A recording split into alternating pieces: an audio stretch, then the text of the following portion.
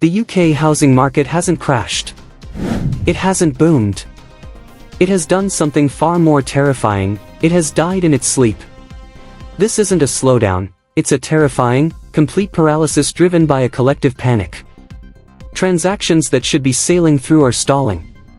Viewings that should be converting into offers are going nowhere. The energy has been sucked out of the room. This isn't about interest rates or inflation anymore. This is about a sickening, gut-wrenching fear of a single, devastating date, November 26, 2025. The day Rachel Reeves steps up to deliver the autumn budget, and the day every long-held assumption about your home, your biggest investment, your safe place, your future pension, could be taxed and changed forever.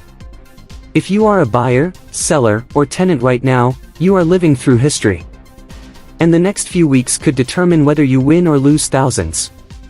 To stay ahead of every single bombshell and ensure you are never caught flat-footed by Westminster's maneuvers, hit that subscribe button right now and turn on notifications. We will make sure you have the clarity you need in this chaos. The numbers tell an unbelievable story. Buyer demand has collapsed by 8% compared to last year. Sales agreed are down 3%. We're seeing the weakest price growth in over a decade. But here's the unsettling truth, the economy hasn't collapsed. Mortgage rates are actually better than they were a year ago. Employment is stable. Wages are growing. By all conventional measures, the market should be functioning. So, what the hell is going on? The market has entered a vicious cycle of fear. Buyers are waiting, thinking prices will fall after the budget. Sellers are holding out, convinced the budget will be a nothing burger and demand will flood back. This standoff is fueled entirely by the unknown. Every headline about a potential new tax acts like another weight pressing down on the market's throat. It's an irrational fear dominating rational economics, and the money isn't just paused, it's being driven out. But where is this fear actually coming from? The fear is sitting in Westminster, and it's about three specific, radical proposals that threaten to shatter the social contract of homeownership. Proposal 1, the annual property tax. They want to scrap stamp duty, that annoying, lumpy one-time payment, and replace it with an annual bill. Think about it, a recurring cost every single year on homes potentially over £500,000. Not a one-time fee when you move, but an inescapable annual drain. The rate being discussed is around 0.54% of the value. On a £700,000 home, that's a guaranteed £3,780 tax bill. Forever. This fundamentally changes the math for millions. Proposal 2, the landlord leviathan. Reports are swirling about an 8% national insurance charge on rental income. Landlords currently pay income tax, but NI is considered off-limits because it's investment income, not earned income. This shift changes everything. It slashes returns, pushing small, private landlords, the backbone of the rental sector, to sell up in droves. Proposal 3, the nuclear option, CGT on your home. Your main home, your primary residence, has always been exempt from capital gains tax. It's the sacred cow. But the government is desperate for revenue, and they are reportedly looking at applying CGT to gains on homes worth over £1.5 million. This is the ultimate betrayal. It breaks a decades-old assumption that your home is your tax-free fortress. If they go through with this, it is not a market correction, it is a revolution. To understand this crisis, forget the abstract numbers. Meet the Smiths. John and Sarah Smith live in Guildford. They're selling their £650,000 semi-detached house because John was offered a huge job promotion in Manchester. A relocation he must take.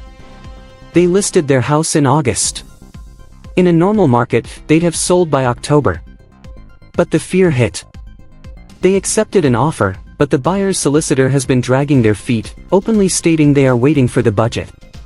The Smiths are now paying two mortgages, the old one in Guildford and the new rental in Manchester, because they can't afford to lose the job.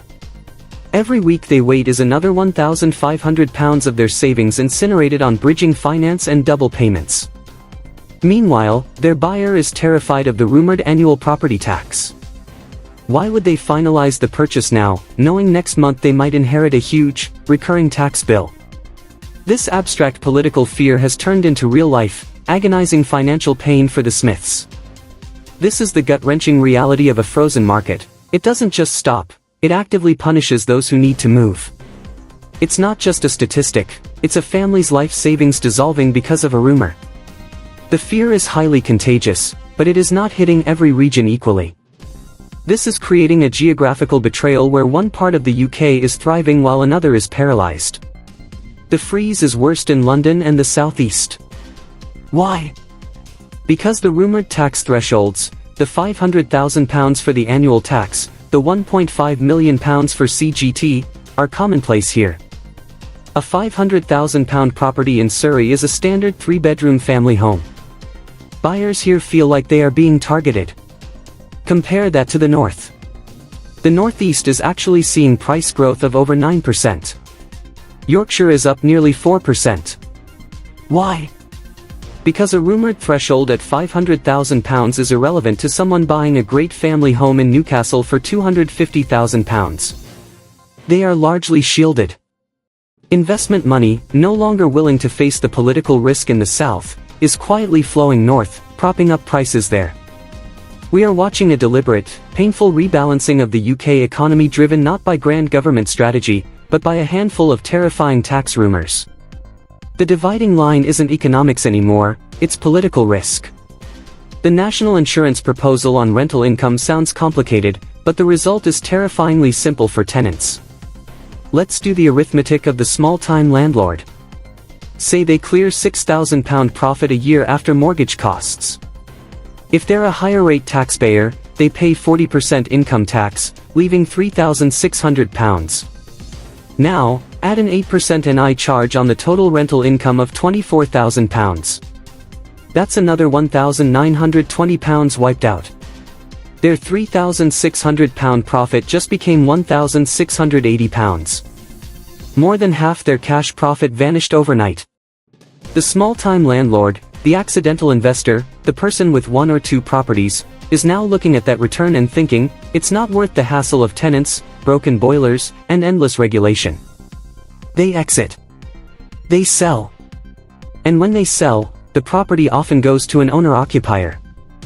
Rental stock decreases. The supply for tenants tightens. Demand remains high. What happens next is inevitable and brutal: rents skyrocket.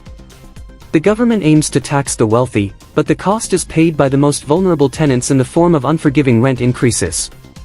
The golden age of the small, private landlord is over, and it's being replaced by enormous corporate build-to-rent giants with zero humanity.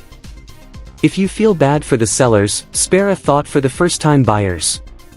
They have the least to lose from the tax changes. Stamp duty changes might even benefit them. Yet, they are arguably the most paralyzed group. Why? Because they fear the post-budget surge. They're watching sellers drop prices 10% or even 15% under asking right now, desperate to move. The rational move is to lowball everything and snap up a bargain. But they are terrified of waiting until November 27th, and finding out the fears were overblown. If that happens, every single buyer, first-time buyers, investors, movers, will flood back into the market simultaneously. Demand will surge, prices will jump, and the property they were looking at in October will be instantly out of reach. So they are stuck. Do they buy now, risk being hit by a new annual tax they can't afford, or do they wait, risk losing their opportunity forever, and risk being priced out? It's an agonizing financial and emotional dilemma. They are being forced to gamble their life savings on a political rumor. This freeze is costing people money in ways they don't even track. First, mortgage offers are expiring. Most offers are valid for 6 months. If you got your offer in September to beat the budget uncertainty, it expires in March. If your purchase hasn't completed by then, you have to reapply at whatever rate exists. Interest rates aren't guaranteed to stay low. If they tick up, your monthly payment could jump by hundreds of pounds, and that deal you desperately waited for is instantly off the table. Second, lost leverage. Buyers have unprecedented power right now. Sellers are desperate. They are accepting 10% under asking price because they are in chains, or they need to move for work. But buyers are too scared to use that power. They are watching these huge discounts pass them by because they are waiting for even bigger discounts that may never come. Fear is causing you to lose negotiating power. The money you save by not buying right now is likely less than the money you lose in a higher interest rate or a lost discount. November 26th is a binary event. There are 3 outcomes, and one is worse than the others. Outcome 1, the shock. Reeves announces sweeping property tax reform. Annual property tax is real. CGT is applied. Prices must fall to compensate for the new ongoing costs. The market will take 6 months to a year to find a new equilibrium, and transaction volumes will remain low. It's painful, but at least people can adapt. Outcome 2, the relief. She announces minimal changes. The floodgates open. Every buyer who waited rushes in. Demand surges. Estate agents have the busiest December in a decade. Prices spike in the short term, especially in London and the South.